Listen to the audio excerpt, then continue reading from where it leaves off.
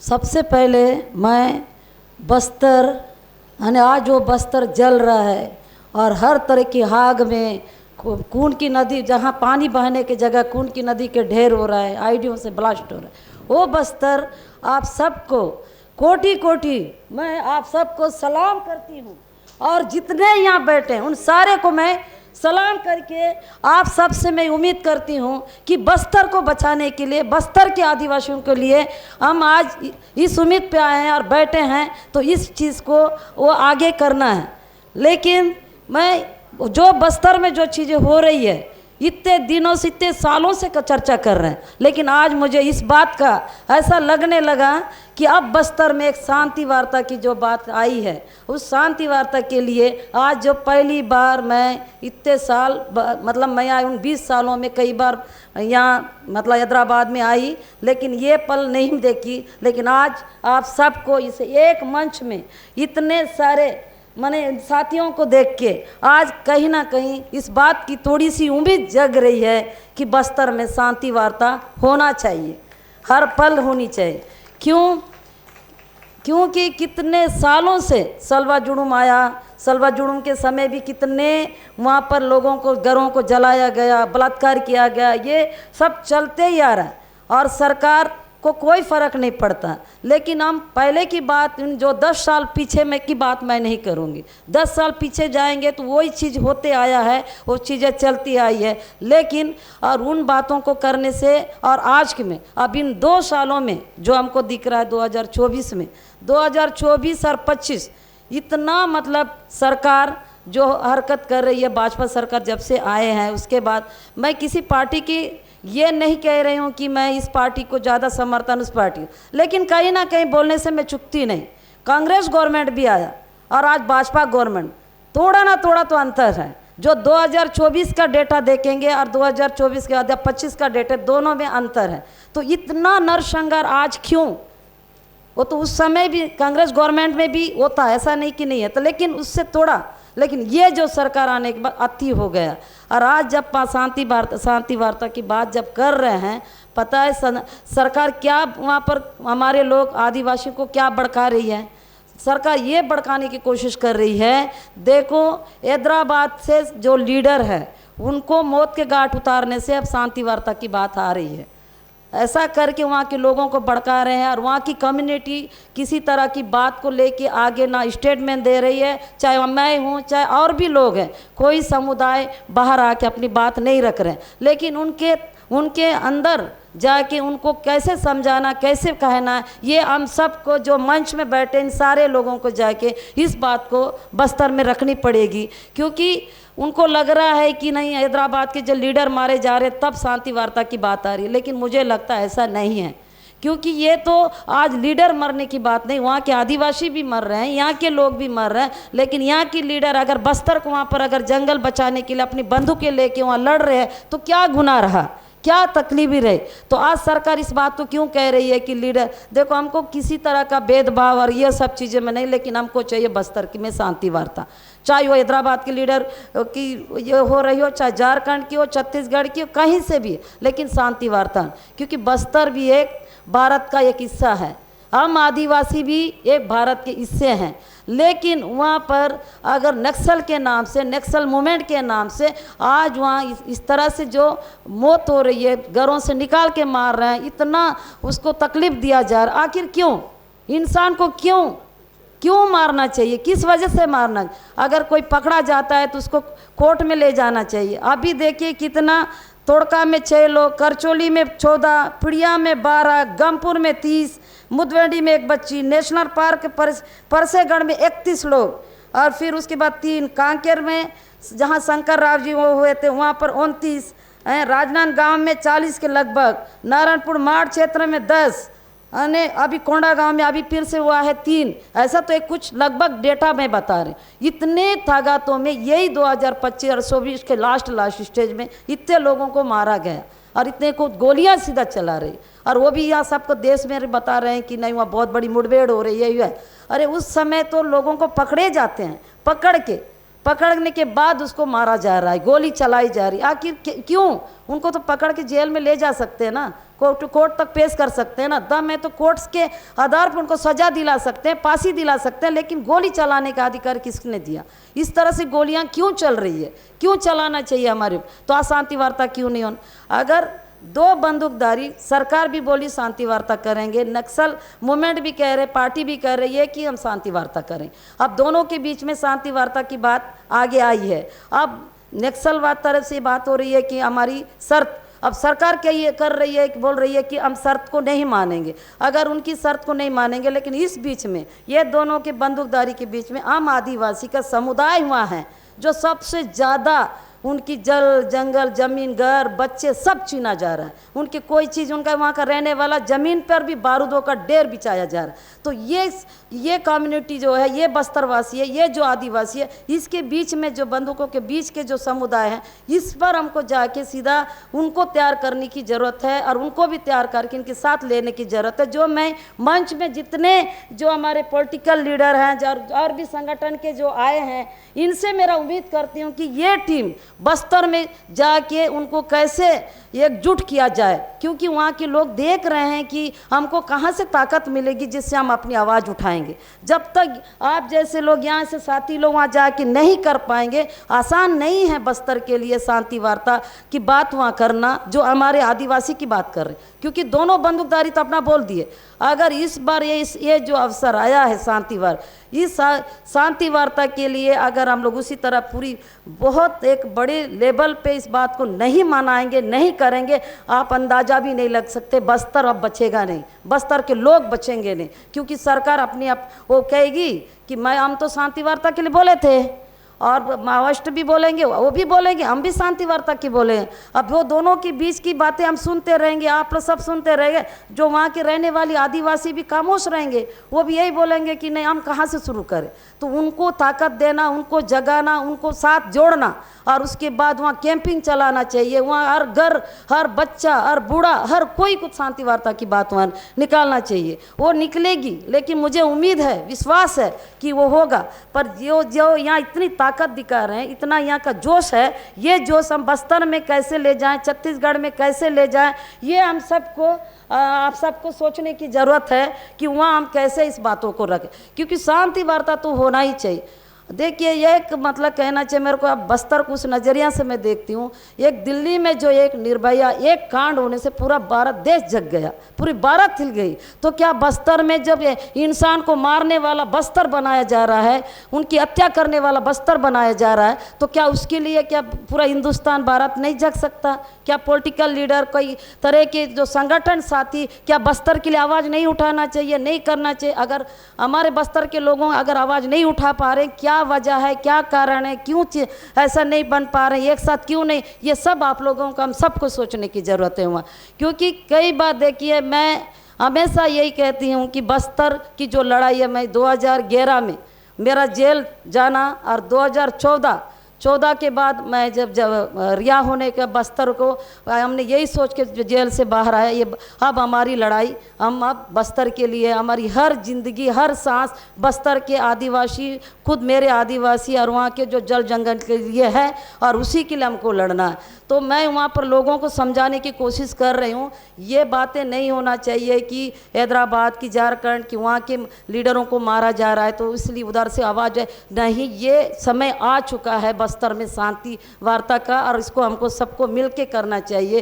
तो बहुत सरकार अपने आप को जीतने के लिए भड़का रही है ना, ऐसा नहीं है कि वो लोग ऐसे, वो भी चाहते हैं, जंगल में रहने वाला आदिवासी भी चाहता है, वो तो रोज़ मर रहा है, रोज़ कट रहा है, रोज़ उनकी ज़िंदगी पूरी तबाही होके गई। आज जो कह रहे हैं कि बीजापुर जिला, एक जिला ऐसा है जहाँ नंदराज पहाड़ के लिए भी लड़ा गया था, अडानी का जो वहाँ पर पूरा घेराव करके अडानी को घुसाने के जो है, वहाँ लगभग आज पूरा चारों तरफ से उस पहाड़ के किनारे किनारे जितना पूरी फोर्स लग चुकी है, 12-13 जो मुदवेंडी, सवलनार, तोड़का, करचोली, ये वो इलाका को पूरा केयर, इतनी कैंप वहाँ क्यों जरूरत है? और वहाँ के लोगों को क्या कर रहे हैं कि पूरा अभी जो एक घटना घटी वो घटना को भी आप लोग के सामने बताती हूँ। तो मुझे उस दिन से मैं खुद सोच नहीं पा रही हूँ कि इतने साल की लड़ाई में ऐसे ऐसे चीज़ देखने, हमने कई तरह का चीज़ देखा, कैसे कितने को बलात्कार करे, उसके बाद में उनके शरीर तक का जाके हम लोग ने देखा। कई बार उनकी गुप्त अंगों को देखते हैं कि इतना सूजा रहता है, ये दो जांग ऐसा एक साथ नहीं हो पाता, वो जगह को इतनी उस नार में करती हैं, इतना बड़ा ऐसा लगता है कि मैं ज़मीन में एक गड्ढा को देखी थी। मैं खुद अपनी महिला बहनों के गुप्त अंगों में वो इस जगह देख रही हूँ। ऐसे चीज़ों को भी हमने देखा है। और कई तरह की जो मार दिया जा रहा है, वो बॉडी कीड़े लग गई है, वो भी आप लोग ने देखा। लेकिन अभी जो वर्तमान का जो है, जो जंगलों को जो घेर रहे हैं, तो वहाँ तोड़का में चारों तरफ से पुलिस ने फोर्स ले गया, लोगों को ले जाके कुछ दूरी पे। तो वहाँ जब मैं मतलब जब वो बॉडी सब वो करने के बाद ही मैं गई थी, तो वहाँ गोंडी में मुझे बता रहे हैं, जब मैं पूरा पूछ रही हूँ तो बता रहे हैं कि जीवातिन कोइत्तोर, जीवातिन कोइत्तोर, उसका मतलब वो है मेरे पति का लिंग को खड़ा करवा के, मतलब ऐसा करके काटे हैं, उनके गुप्तांगों को काटे हैं, वो है ही नहीं है, ये वो बता रही थी। तो आप सोच लीजिए ये कैसा एक युद्ध भूमि है कि वो महिला बहन मुझसे कह रही है जीवतिन कोइत्तोर, यानी उसको ये कह बोल रही, गोंडी में बता रही थी मुझे कि दीदी बोल रो के बता रही, इतना क्यों। और उसको कोई मौत से नहीं, वो जिंदा रह के उसको तड़पाया गया, उसको मांस को काटा गया। कई हमारे आदिवासी भाइयों को जिंदा रख के उनको तड़पा रहे हैं, उनके मांसों को काट रहे हैं, ये सब। उसके बाद या तो फिर वो अपने गोली से वो बूंद दे रहे हैं, कुछ टंगिया बंडिया से, इसलिए कोप तैयार कर रहे हैं ताकि ये लोग बाकी लोगों को साइड में रख के, वो चिल्लाता है जब उसको मारते हैं ना, वो चिल्लाएगा बचाओ ये वो करके चिल्लाएगा, दर्दों से रोएगा, तो बगल वाले सुनते हैं, वो ऐसा तो वो हुआ। और एक तीर का आप जानते होंगे, हमारे आदिवासियों में कई तरह तीर रखते हैं, वो आदिवासी के तीर है, वो एक ऐसा है कि हमारे परंपरा के हिसाब से उस तीर को रख के कभी उन लोग शिकार करने जाते हैं अपने खुद के लिए, हमारे एक पहचान है तीर, वो सब चीज़ें।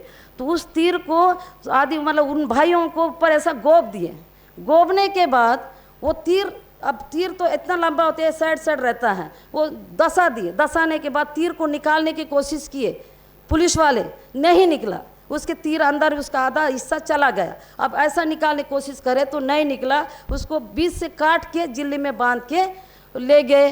वो मतलब अपना सो दिखाने के लिए हम इतने माओवादी को मारे, ये करके उन लोग ले गए। वो बातें भी बता रहे, अब बता जिंदा व्यक्ति को इस तरह से गोप के मारना, ये सब। अब जैसे रेणुका की जो बात आई, वो बातें भी ये है कि उसको तो पकड़ा गई ना, पकड़ने के बाद उसको लाया गया, एक रात रखा गया, उसके बाद दूसरे दिन ले जाके उसको मौत के घाट उतारे। तो क्या ये गलत नहीं है? क्या एक बंदूक पकड़ना, कि हमारा भारत देश का तो कानून है ना, वो क्यों कोर्ट है, क्यों ताना है, क्यों जेल है? इतनी कुछ होने के बाद, इतनी संवैधानिक तरीके के हमारे हर कानून के ताकत, तो उसके आधार पे करना चाहिए। अब ये सोचो जब उस महिला को, जो रेणुका जो कमरेड उनको हो, और भी हमारी कई महिला बहन, हमको पता है थाने में क्या होता है, हम तो खुद जेले हैं ना, कैसे हम पर करंट छोड़ दिया, कैसे हमारी गुप्तांगों में पत्थर डाला गया, कितनी हमको मारपीट किया गया, कैसे लातों में हमने खाया, मुझे पता है। तो क्या उनको क्या ऐसे साधारण छोड़े होंगे जो कमरेड रेणुका जी? कुछ नहीं, उनके साथ कितना कुछ किए, उसके बाद भी सरकार को ये नहीं लगा उसने ले जाके उसको सीधा बंदूक के नोक पे वो गोली चला के मार देना। सुधाकर उनको भी पकड़ के मारा, हमारा आदिवासी को तो पकड़ के मार ही रहे। तो इसलिए मैं आप सबसे कह रही हूँ, ऐसा भारत में इस तरह के नरसंहार, इस तरह की हत्याएं, सीधा हमारा छत्तीसगढ़, ये बोलना चाहिए कि मानव, एक इंसान को मारने वाला छत्तीसगढ़ बन गया है। बस्तर सिर्फ एक हत्यारा का बस्तर बन चुका है, और कई इतनी बम ब्लास्टों से भी मर रहे हैं, इतना आईडी ब्लास्ट। तो क्या बोलती है सरकार? नहीं माओवादी ने डाला, ना माओवादी ने डाला। जिस इलाका की बात कह रही हूँ, जो गमपुर है, जो बीजापुर क्षेत्र का पिड़िया गांव, उधर भी बहुत ज़्यादा बम का आइडिया ब्लास्ट। तो आप लोग से, आप सबसे, और मंच में भी बैठे लोगों से मेरा एक सवाल है, तो माओवादी तो इससे पहले भी कई सालों से है, लेकिन अभी ये 2024 और 25 में कैंप लगाने के बाद इतना आईडी ब्लास्ट, इतना गोला बारूद जमीन से क्यों फुट रहे हैं? इससे पहले भी माओवादी थे, तो उस समय तो हमारे आदिवासी बढ़िया जंगल जाते थे, मोआ बीनते थे, आम बीनते थे, मूलकंद तोड़ते थे, मछली पकड़ने जाते थे, कई तरह के साग सब्जी ला के बिंदास आज़ादी की तरह जाके उन जंगलों से लाते थे। लेकिन आज वहाँ आदिवासी कहीं जाड़ चढ़ता है विस्फोट हो रहा है, आईडी पानी में जाता है आईडी ब्लास्ट हो रहा है, जमीन में चल के जा रहा है आईडी ब्लास्ट हो रहा है। ये होता है ना कि मतलब हमारे बांस जो अपने मुल्क का पेट का वो खाने के लिए जैसा कई तरह की चीज़ें मिलती है हमारे आदिवासियों को, बाजार से ज़्यादा तो जंगलों में मिलती है। जैसा टोरा लेने जाओ तो आईडी ब्लास्ट, हर लकड़ी लेने जाओ आईडी ब्लास्ट, पत्ता तोड़ने जाओ आईडी ब्लास्ट, ये सब आईडी ब्लास्ट ये 2024 और 25 में इतने तादादों में क्यों, इससे पहले भी माओवादी रहते। ये बात मैं कहती हूँ तो मुझे ये कहा जाता है कि नक्सली समर्थक है, नक्सली की बातें बोल रहे। जो सच है हम वो कह रहे हैं। हम भी तो बस्तर को देखे, हमारा बस्तर है ना, बचपन से देखते आए हो बस्तर। तो क्या इससे पहले क्या माओवादी नहीं थे? लेकिन अब उस इलाका को क्या कर दे रहे हैं, पूरी तरह से बम बारूद इन सब से, और वहाँ के सबसे ज़्यादा लोगों को क्या सरेंडर करवा रहे हैं, क्योंकि उस पहाड़ों उन्हीं के पहाड़ों से सबसे ज़्यादा माइनिंग करना है छत्तीसगढ़ सरकार को, केंद्र सरकार को। तो वहाँ के लोगों को मार तो रहे हैं, कई लोगों को मार दी, आप सरेंडर कर रहे, सरेंडर में 200-300 लगभग तो वही रहे हैं, रोज़ 50, 60, 70 ऐसा सरेंडर दिखा। आप मेरे को बोल रहे थे दीदी सोनी दीदी आप एक बार आ जाओ इधर, क्यों क्या करना, पूरा क्षेत्र के लोग जो वहाँ का जितने गांव 18 मतलब 50 गांव के आसपास होगा, सारे लोग निकलेंगे। निकलने के बाद क्या करना है, हम सब लोग मिलके हम सरेंडर करेंगे। मैं बोली सरेंडर क्यों करेंगे, हम माओवादी नहीं हैं, आपने बंदूक नहीं उठाए, क्यों दीदी जिंदा रहना है तो सरेंडर करना है, अगर नहीं करेंगे लोग मार देंगे हम लोग को। हमको ये बोलना भी वो नहीं लगता कि हम माओवादी हैं या नहीं हैं, पर वो लोग अगर हमारे सरेंडर करने से हम जिंदा रह सकते हैं और हम लोग यहाँ जिंदा मतलब अपने वो कर सकते हैं, तो हम सरेंडर करने को तैयार हैं। हम पूरा 10-20 हज़ार लोग जाके सरेंडर करें। लेकिन चलो मान ली सरेंडर हो गए, वो कुछ दिन के लिए बच भी गए, लेकिन उसके बाद मुझे जो लग रहा है वहाँ का सरेंडर करने के बाद वो क्या करेगी, जितना जिंदल हो, अडानी हो, जितनी कंपनी आएगा सरकार क्या करेगी, सुप्रीम कोर्ट जरूर डालेंगे और बोलेंगे इस इलाके के रहने वाले सब माओवादी हैं। देखो ये रिकॉर्ड है, 10,000 20,000 का जो सरेंडर रिकॉर्ड है, इनको सुप्रीम कोर्ट भी कहेगा अच्छा ये तो इनको एक काम करो, इसको स्थापना के लिए कुछ और जगह दे दो, इस जगह को खाली करो, वो कोर्ट का आदेश आ जाएगा। फिर हम सब चिल्लाते रहेंगे, बोलते रहेंगे नहीं ये कैसा, भाई यही लोग तो अपना सरेंडर किए हैं, सरेंडर करके आए, तब हम बोलेंगे नहीं मजबूरी में सरेंडर, उसमें कोई नहीं मानेगा। देश भर में हम हल्ला करेंगे, मजबूरी है जिंदा रहने के लिए उन लोग सरेंडर किए मेरे आदिवासी, कोई नहीं मानेगा। बहुत लोगों के दिमाग में आएगा वो माओवादी थे होंगे तभी सरेंडर किए हैं, लेकिन ये भी सरकार का एक रणनीति है। तो इसलिए हमको शांति वार्ता का सख्त जरूरत। अगर माओवादियों ने 2 शर्त रखा तो हमारा जो कम्युनिटी है, हम बोल रहे हैं कि 5वीं अनुसूची, पैसा कानून, ग्राम सभा, ये सारा हमारे अधिकार में दे, हम लोग को भी बोलना चाहिए, लेकिन आप सबके बिना, आप सबके साथ के बिना नहीं। लेकिन मैं ये कहूँगी कि कितने हद तक, और आज अगर ये बातों का हम कर रहे हैं, देखो हमको भी कई बार बोल, तो हमारे तो पिता को भी ये पार्टी ने ये मतलब बोलना चाहिए कि उनके ऊपर गोली चलाया, और आज उसके बाद मैं खुद भी एक सरकार, मैं ऐसा चीज़ हूँ, एक तरफ पार्टी ने जो भी मेरे पिताजी की जो गलती था नहीं था क्या था वो पार्टी बता सकती। पार्टी ने हमारे पिता के ऊपर अटैक किया, पूरा घर पूरी बर्बाद, पूरी तबाही हो गई। एक तरफ सरकार मुझे ले जाके मेरी ज़िंदगी को पूरी तबाह की। अब इन दोनों के बीच में बाप बेटी कैसे पिसे। मैं अपने पिता को समझाती थी, पिता मेरे को बोलते थे मेरे को पार्टी वाले गोली क्यों मार, मैं मेरे पिता को बोलती थी मेरे को सरकार ने ऐसा क्यों किया।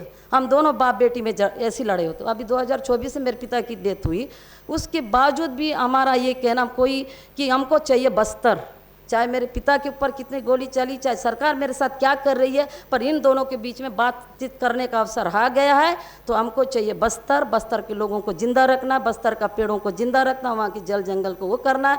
तो मुझे आप सबसे एक उम्मीद है कि बस्तर को कैसे, अगर इसको बातचीत के लिए करना है तो सबसे ज़्यादा बस्तर के ज़मीन स्तर के लोग, चाहे वहाँ की कम्युनिस्ट पार्टी, चाहे कांग्रेस पार्टी हो, सामाजिक संगठन है और भी कुछ है हमारे सर्ववादी, उन सबको लेके एक ऐसे मूवमेंट तैयार करेंगे। और हमको इस जंग में जीतना है तो हमको खुद को खड़ा होना पड़ेगा, तब जाके बातचीत होगी। अगर हम नहीं कर पाए, आप लोगों का आज मैं कह रही हूँ, आप सबको कह रही हूँ, हमारे बस्तर अब नहीं बचेगा हर पूरी तरह से, क्योंकि सरकार यही बोल के जीत जाएगी, वहाँ से नहीं कर पाएंगे। हम तो बातचीत के लिए तैयार थे, कोई सुना तो माओवादी की गोली भी हमारे ऊपर चलेगी, इधर की गोली भी हमारे ऊपर चल, गोली किसकी चली नहीं पता, ये होने वाला। तो इसलिए आप सबसे मेरा रिक्वेस्ट है, और आप लोगों को मैं एक मतलब अपील करती हूँ कि बस्तर को अगर सच बचाना है और वो करना है क्योंकि अगर हमारी आवाज़ से वहाँ की मानवता और वहाँ की जल जंगल ज़मीन, वहाँ पेट में रहने वाला बच्चा आज वहाँ गोला बारूद की आवाज़ सुनता है।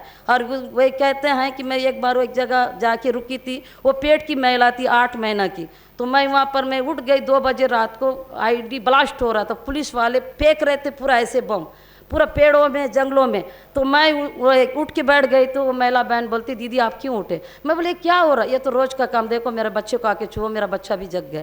जब बस्तर में पेट का में रहने वाली माँ का वो बच्चा जग के उस ब्लास्ट को सुन रहा है, उस बारूद बम की महसूस कर रहा है, वो बस्तर बन चुका है। इसलिए उस बस्तर को बचाने के लिए बातचीत से अच्छी तरीका कुछ नहीं, हम लोकतंत्र तरीके से संविधान की उस पर आके बात करना चाहिए। और मैं ये लास्ट में आप सबको एक नमन करती हूँ कि बस्तर को बचाना है, और बस्तर को हर तरह बचाना, और किसी भी हद तक, क्योंकि रोज उनको काट काट के मारा जा रहा है।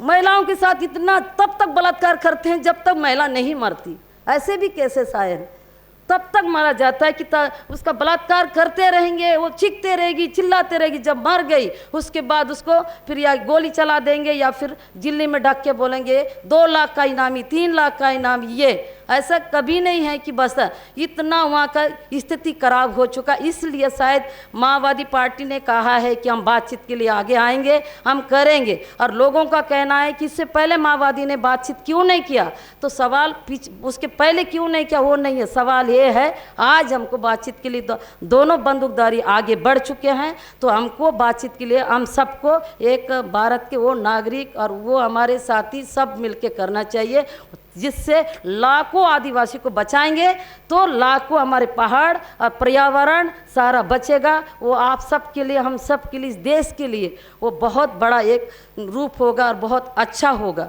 तो मैं आप लोग से ये उम्मीद करती हूँ, और बस इतना कह के, और इसके आगे और जो रणनीति बनना है वो बना लेना चाहिए। लेकिन आपके सब मंच के जितने साथी आए, सबसे मेरा निवेदन है कि बस्तर को बचाने के लिए आप लोग आए, क्योंकि हर पल हम वहाँ पर तड़प तड़प के जी रहे हैं। ऐसा नहीं है कि कोई ऐसे दिन है कि दीदी आज यहाँ गोली चला, दीदी आज हमको ये करे, कोई कपड़े उतार रहा है, कोई कपड़ों को निकाल के बताते हैं कि ऐसा कर रहे हैं। और ये बोलते हैं ना, मणिपुर में एक घटना हुआ, मैं उस एक बार वो महिला बता रही थी, उस मणिपुर जैसा घटना बस्तर में भी होता है, पर ये है बताते नहीं हैं, और बताते हैं तो वहाँ से पेपर से बाहर आप लोग के आता नहीं। वो महिला बता रही थी मुझे ऐसा करके मेरे को इतना कपड़े में पूरा मेरे को जंगल में घुमाए हैं, ये करचोली की बात है। वो सुनीता जो पोट्टा में वो आज जेल में गई है। अब बताइए उस महिला का ये कुछ कपड़े नहीं है, बस ऐसा बांध के उसको घुमाया गया। ऐसी स्थिति से सामना करना पड़ रहा है। तो ये बातचीत से सबका आत्मसम्मान, सबका इज्जत, सबके जाने, सबके बच जाएंगे। बस मैं ये कहती हूँ।